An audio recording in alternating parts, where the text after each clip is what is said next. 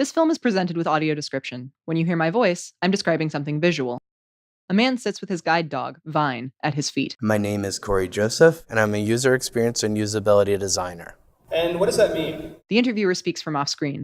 I make technology understandable. Cory wears khakis, a blue button-up shirt, and a dark gray sweater. To get here today, I used Uber just like anyone else would. But on top of that, I also used another app called Blind Square.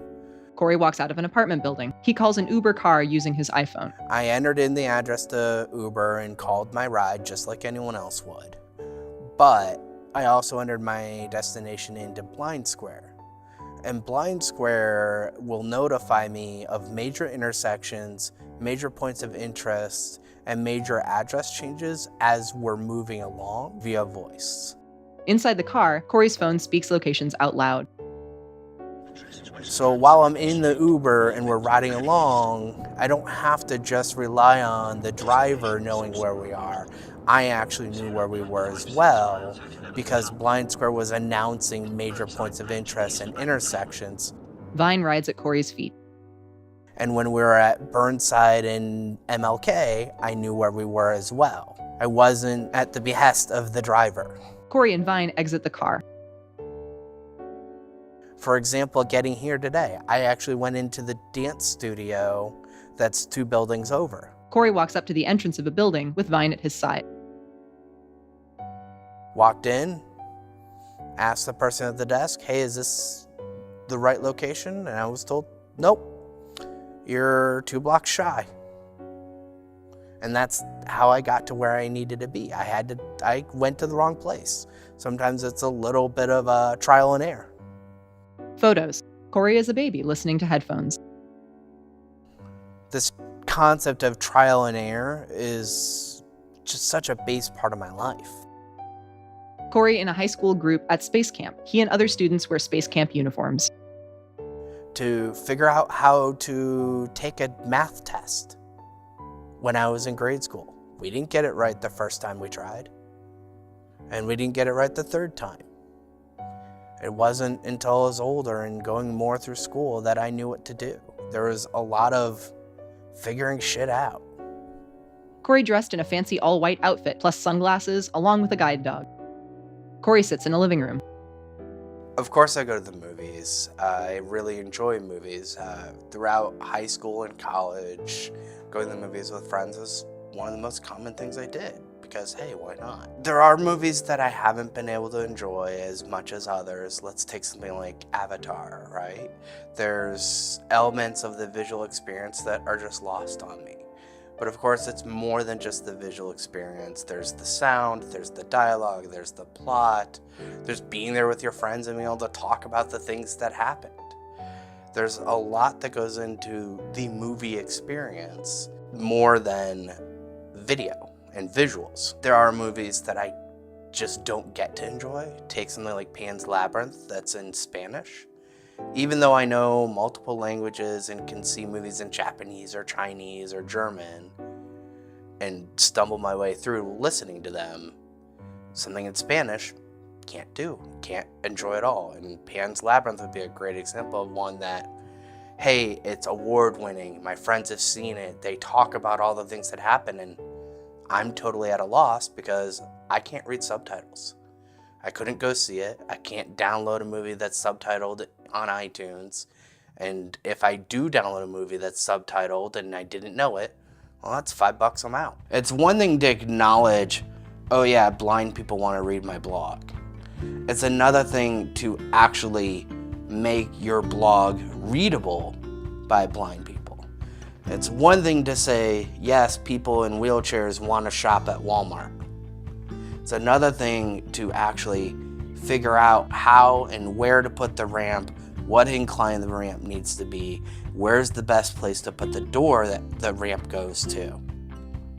These are 2 very disparate areas in my point of view. There's the consideration, then there's the actual implementation and design. You design for accessibility, and you build for usability. These 2 distinct areas cross over, where there's all of these details that we need to consider as designers, But as creators, we have a responsibility to create in a way that takes all those considerations and actually brings them to life. Cory walks in downtown Portland, Oregon with Vine at his side. 10 years ago, if I wanted a phone that I could use as a digital assistant, it required a special phone with special software that cost over $1,000 just for the software. Now, 10 years later, we're at a point that I can walk into any cell phone carrier. Cory walks by a cell phone store And buy nearly any phone and be able to use it right then and there. Vine, the guide dog, yawns. As a visually impaired person, I use a screen reader on my phone called VoiceOver. I also sometimes use an Android device and I use TalkBack on that. For this example, I'm going to show VoiceOver. Cory sets his iPhone on a table. Messages. Once my phone's unlocked, I'm told that I'm on the messages icon on my home screen.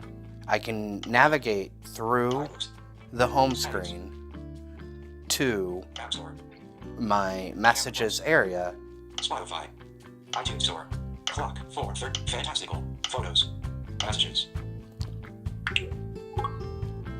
Messages. 2. Text field is editing. Character mode. Insertion point at start. Let's send a text message to Chris Higgins, the director of this movie, to let him know we're running 5 minutes late.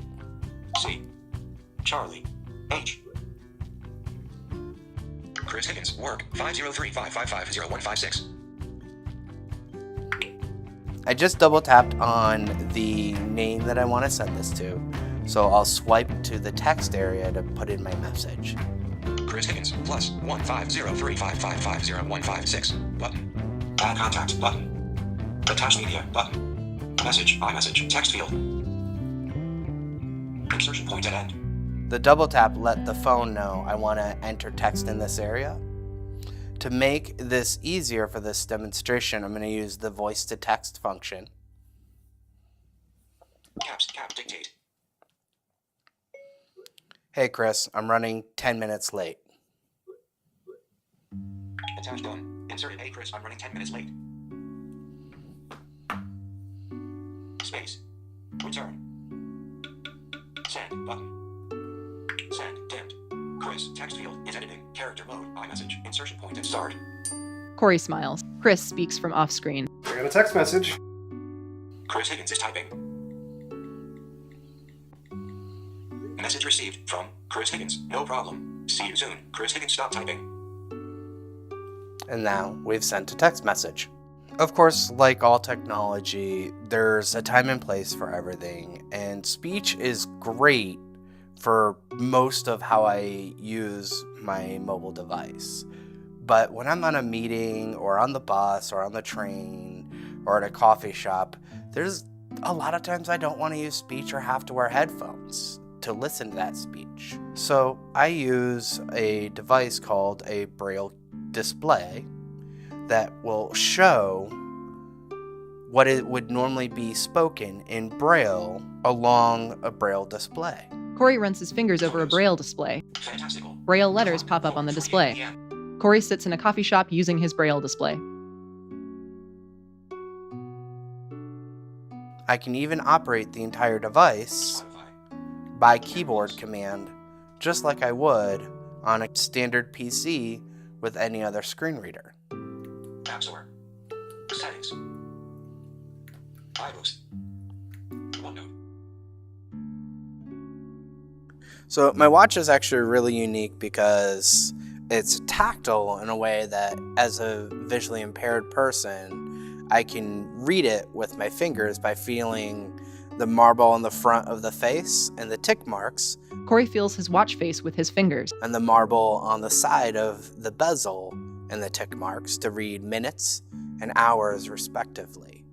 It's really unique because it was a design project from a military vet that actually wanted something that looked unique, was durable, and was tactile for someone who's visually impaired. The idea for this watch is really straightforward. It's something that looks good and is usable by everyone. I'm not asking for something special so that I can use the thing. I'm asking for the thing to be usable or accessible from the get-go. Cory sits in a sunny room. I think developers at a base level know what accessibility is.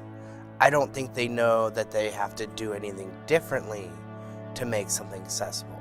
It goes back to when we were first learning how to handle data privacy and data security. There was a time when personal data was stored as plain text in databases. We had to learn that these things couldn't happen like that because it wasn't secure. Same thing with accessibility. We have to learn the best practices that makes what we're building accessible from the get-go. And right now, I don't think developers are taught that accessibility is something they should be concerned with from a very early point in their education. From a basic human perspective, we have rights to access that information and manage that information. This goes all the way up to government legislatures saying, yes, you have access to your health information. Yes, you have access to your financial information. Yes, you have rights to manage all this information, and organizations are responsible to enable that. Well, when we're talking about all this information that's by its definition electronic and managed electronically, we have to make sure that everyone can access that information as a human right. It makes access to information the human right. You know, someone who's really cynical in this conversation might say that the call to action is to give a shit. But in reality, if you're making something or creating something, of course you give a shit. What I would ask people to do is ask themselves, as they're creating, making, building, developing, can I enjoy this if I'm a little slower to use this, if I'm on a slow internet connection, if I'm blind, if I can't hear, if I'm on a 10-year-old BlackBerry, if flashes hurt my eyes and give me migraines, if I've never used a website like this. Ask yourself, can I use this or enjoy this if?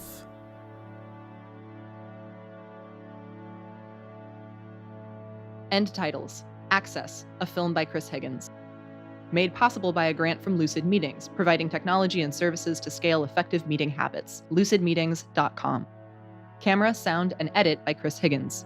Additional camera by Adam Cornelius. Color correction by Andy Blubaugh. Audio description by Lucy Bellwood. That's me. Special thanks to Mary Frances Macachin. Photos courtesy of Cory Joseph. Music, Gymnopédie No. 1 by Eric Satie. Already There by Josh Woodward. The House by Chris Remo. All songs used under license from their performers. To learn more about accessibility and universal design, visit accessmovie.org.